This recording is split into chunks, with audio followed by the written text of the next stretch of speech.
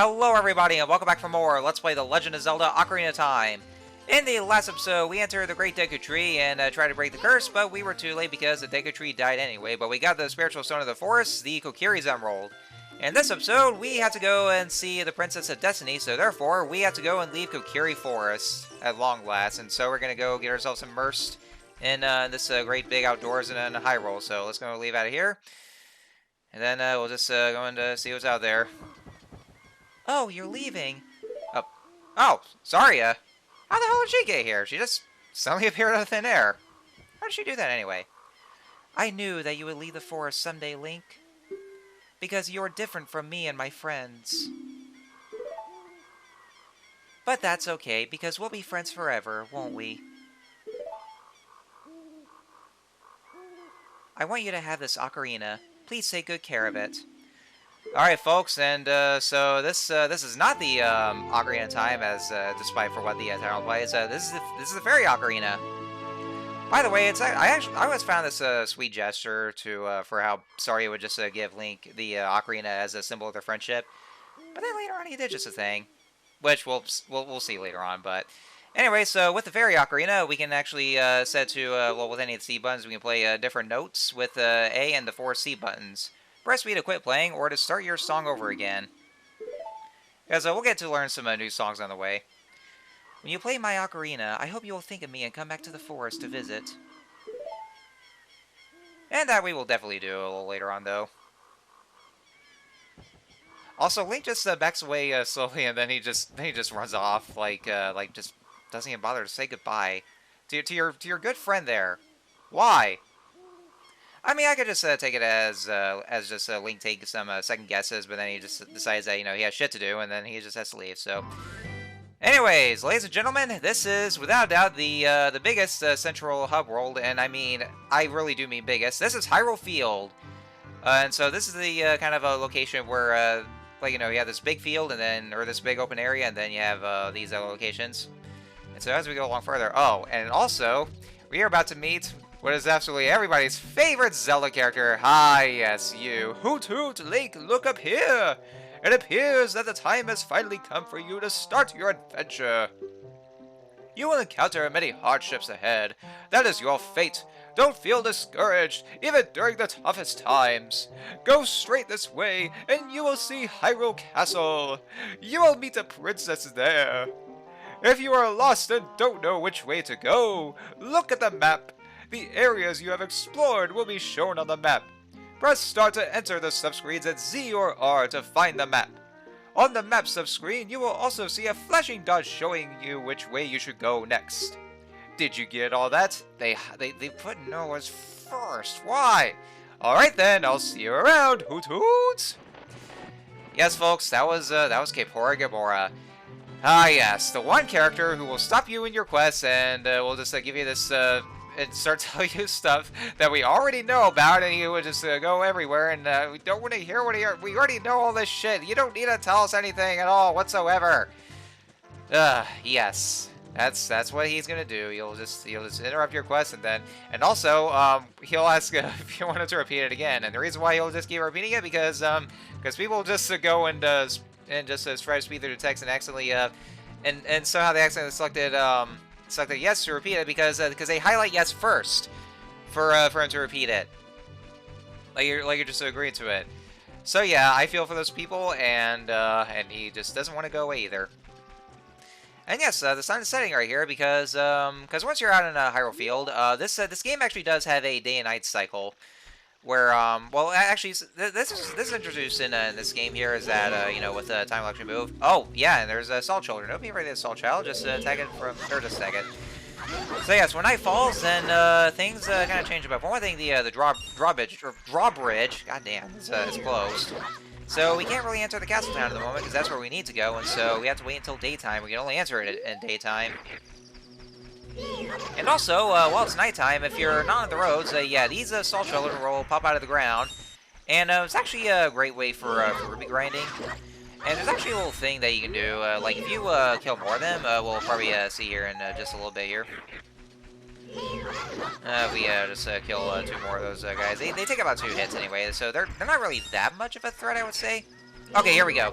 So yes, you notice that this AcedTyler here is a little bigger than the others, because if you kill about 10 or 12 of them, then a bigger size AcedTyler will pop out of the ground, and after you kill this one, if you kill more, then the size of that big AcedTyler will increase, and the more that happens, then the more chance you'll get for getting more rupees. So it's actually one of the great ways for rupee grinding.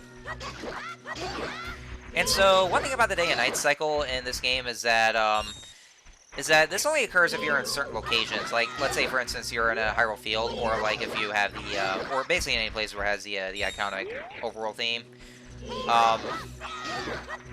And whenever you're in those areas, that's the only time when the time will actually flow, and then the day and night cycle will occur. But if you're in different locations, like either in Kokiri Forest or in the Castle Town, then time will completely stand still. So yeah, that's basically how it works. And now it's daytime, it's already in the morning right now, so now we can enter the Castle Town. Welcome to Hyrule Castle Town. It's a peaceful, prosperous town. So yeah, drawbridge is open, so we can proceed onwards. First we're going to go in here in this little shack. And, ooh, there's a lot of pots here. Another good way for grinding. Man, I am so bored! Things would sure be more interesting if there were more troubles in the world. Oh, be careful what you wish for, dude. Hey, that's just between you and me, okay? Anyway, maybe we can let off some steam by breaking these jars. Stand near a jar and press A to lift it. Press A again to toss it. So yes, that's actually what happens. Like, you can actually either slash the or break the pots right here. Yes, this is actually I'm not sure if this well, actually yeah. Earlier in other Zelda games like Link to the Past, you can only lift up those pots and break those. But I think this game introduces that you can actually break those pots with your sword. But yeah, if you just stand right next to the pot, as long as the A action icon will tell you can lift it up, then you can just do just that. And so we have another gold Skulltula right there. That's just hiding in this crate right here. And so now we have the maximum number of the rupees. Yeah, because if right now we can only carry it to 99 rupees, but we'll get some bigger wallets so that way our maximum rupee inventory will increase. But for now we can only carry 99. But we're gonna want to get this here. And so here we have the market. So yeah, we're in the main part of Hyrule Castle Town, and it looks very lively here. Oh, hello there. Hey, your clothes. They're different. You're not from around here, are you? What do you mean my clothes are different? I'm just a guy in green. Oh, you're a fairy boy from the forest. My name is Malin. My dad owns Lon Lon Ranch. Dad went to the castle to deliver some milk, and he hasn't come back yet. See, he's left you all alone. You, a child, all by yourself? Around all these people you don't even know, these strangers? What a neglectful father. What a failure. Alright, so we're in here right now. This is the shooting gallery, and I'm actually, we're gonna want to come here first because we actually do have we're gonna get ourselves a special prize for it. So basically, with the shooting gallery, you can take your slingshot, and then basically what you do is that you have to shoot these rupees, and so you want to go for a perfect score if you want to get your prize. So what you want to do is that you want to shoot every single one of the rupees here. And if you actually miss a lot of those, then you have to try again for 20 rupees. But if you manage to shoot all the rupees, but if you're about like 1 or 2 short, the guy will actually let you try again for free. So that's actually a real nice there. But yeah, if you want to get the special prize, make sure you get like a perfect score just by shooting every single one of those. Unfortunately, I fucked this one up because I missed that one. Now, I will say this though, since I'm playing this off my N64, the aiming for this feels so much better. Because if you're playing this on the Virtual Console with more sensitive controls, or I would say probably the GameCube port for this, because of how sensitive the controls are, it's so much more tedious to actually take aim at those shots, or with the slingshot there, and so it's very easy to fuck this up. But not so much here in the N64 version or the original, where you just play this with the N64 controller. And same thing with the 3DS version, where you actually use the either use the gyroscope or just use the circle pad. Ah, you. Hey, Link, this way! The princess is inside the castle just ahead. Be careful not to get caught by the guards. Hoot, hoot, hoot. On this ground, time flows normally, but time stands still while you are in Lon Lon Ranch or in a town. If you want time to pass normally, you'll need to leave town. Well, well, which way are you going to go now, Hoot Hoot? Do you want to hear what I said again? No, I don't want to hear what you said again. Shut up. Ooh, you're a smart kid. Because very much so, you're not like one of those people who actually just continually bashes the A button, and then was forced to repeat myself because you don't even pay close attention, those goddamn idiots. Alright, so we're gonna roll into the street, and there's another Gold Skulltula. So with these Gold Skulltulas, not only can they be found in dungeons, but they can also be found in trees or in these anthills that you'll find, and they'll also be exclusive to being found at nighttime. So let's see if we can go over this way. So, you say you want to see Princess Zelda, eh? You probably heard about her in town and decided you had to meet her. Well, go home, get out of here. The princess would never grant an audience to the likes of you. Well, go fuck yourself then, asshole. It's too bad I actually can't even react to Link attacking him with a sword, because, like, well, compared to later, because actually I think Breath of the Wild does that, because, like, you just, whenever those people are jerks to you, that's what I love doing, is just, like, try to attack them in retaliation. Well, because they're assholes. Nobody likes people like that. So what you're going to want to do first is that you want to leave Hyrule Castle first and then come back in, because Malon will be right here, and then she has something for us. Are you going to the castle, fairy boy? Would you mind finding my dad?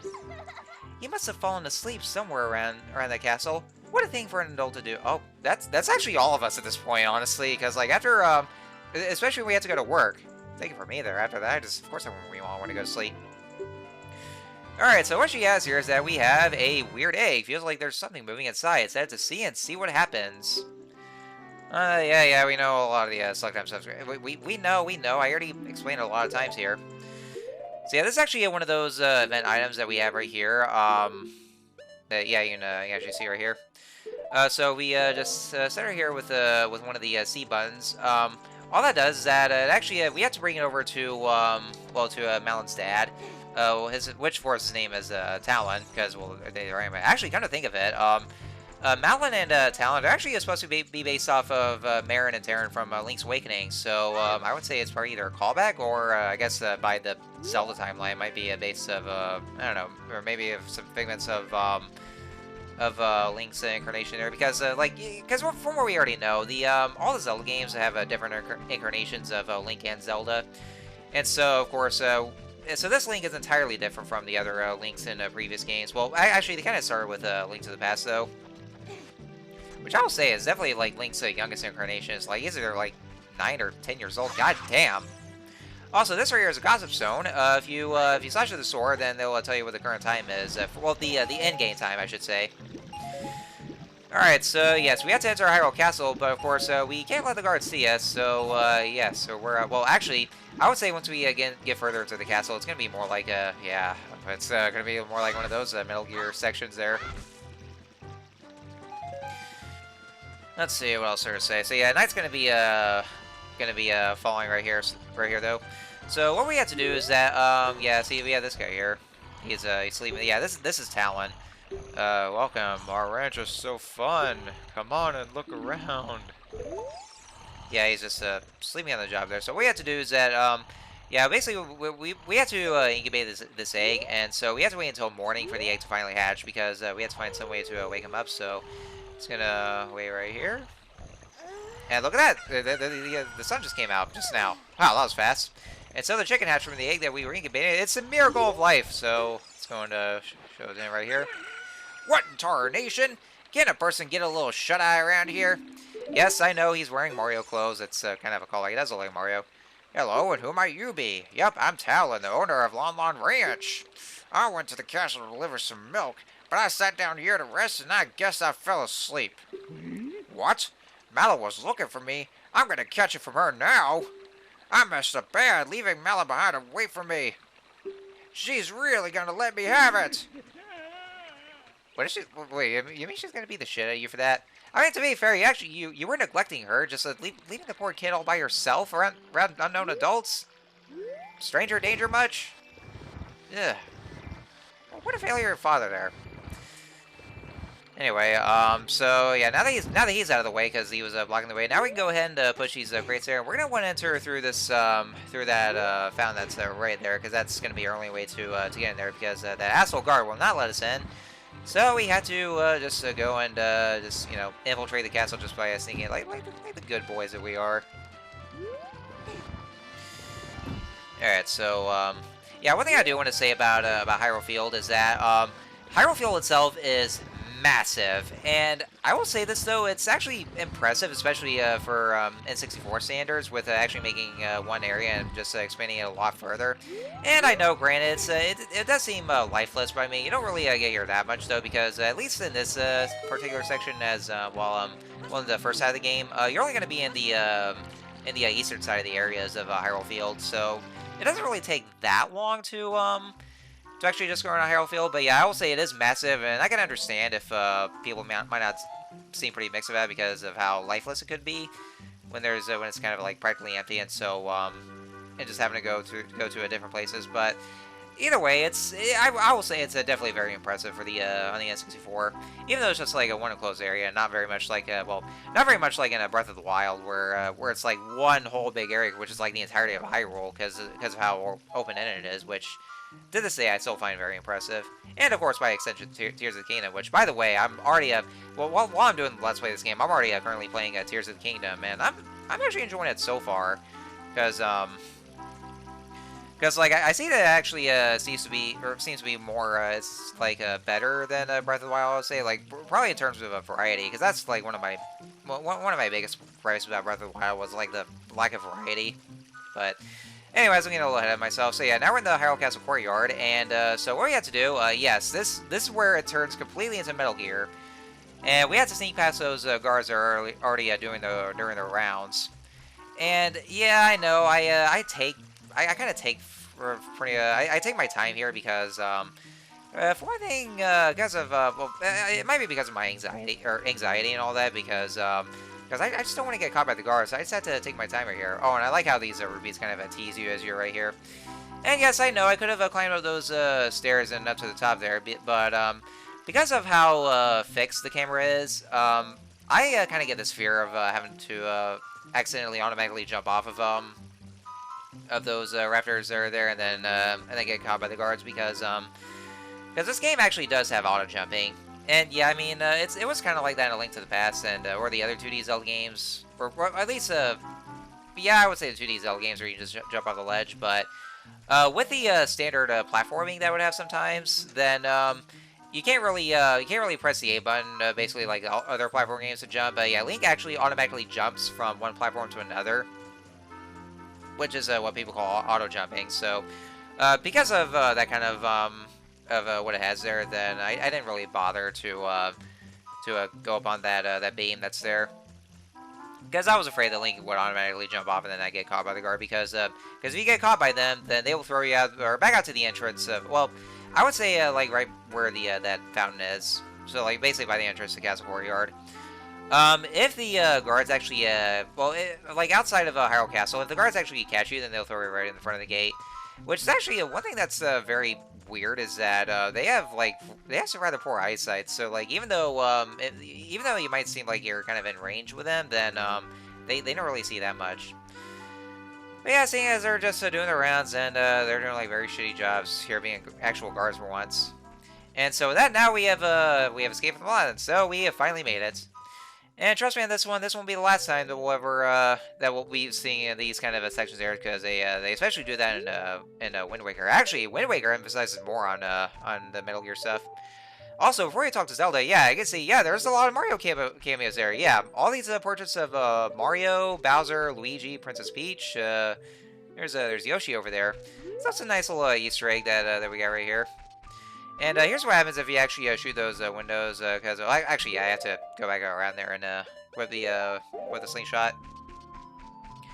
And yeah, I didn't even mention we got an upgrade to our slingshot inventory after winning the shooting gallery. So if you hit that window, you get 20 rupees. I actually want to show that off at the moment, because after some certain events, we won't be able to come back here ever again. And oh yeah, if you shoot this here, hey, you don't cause any trouble. This guy throws a fucking bomb at a little kid. Like, god damn, this castle's just hardcore. Holy shit. It's like overkill, don't you think? Anyway, so let's go ahead and oh, hello there. Oh, could you be? Look at those 20 ears there. Look how long your ears are. Who are you? How did you get past the guards? Because they were doing really shitty jobs at actually being guards for once. Oh, what's that? Is that a fairy? Then, are you from the forest? Yes, I would. Considering the clothes there, then yes, I would be from the forest because I wear green. A green shining stone. Do we have it? Yeah, of course we have it. You know, you can probably see it in my pocket there. Just as I thought, I had a dream. In the dream, dark storm clouds were billowing over the land of Hyrule. But suddenly, a ray of light shot out of the forest, parted the clouds, and lit up the ground. The light turned into a figure holding a green and shining stone, followed by a fairy. I know this is a prophecy that someone would come from the forest. Yes, I thought you might be the one. Oh, I'm sorry. I got carried away with my story and didn't even properly introduce myself. So yes, now at long last we have Zelda, Princess of Hyrule. Also, one thing that's actually very funny though is that you can still name Link Zelda, and so if you just say the dialogue box there, because well, of course because you know I named the character Link because it's Link, of course, and then she says it sounds somehow familiar, but you know you can actually still say or call Link Zelda, and then she'll say it sounds familiar, which is actually very weird and kind of like ironic because like she's saying it's familiar because well that's your goddamn name. And yes, it's a secret to everybody, so we can't really say this. And here's another plot info dump right there that the Decatree already told us. Alright, so the three goddesses hid the Triforce containing the power of the gods somewhere in Hyrule. The power to grant the wish of the one who holds the Triforce in his hands. Sorry if I'm reading slowly there, because once again, the dialogue here is very slow. The text speed is really slow. If someone with a righteous heart makes a wish, it will lead Hyrule to a golden age of prosperity. If someone with an evil mind has his wish granted, the world will be consumed by evil. That is what has been told. So yeah, basically it tells us that, from what we already know, the Triforce is basically a wish-granting relic. And so, basically it, but what there is that, you know, the Sacred Realm, actually, I will say this, though, is that, if you recall, back when, in A Link to the Past, when it was referred to as the Golden Land, well, they actually changed the name to the Sacred Realm. Which I guess that might be a more fitting name for it.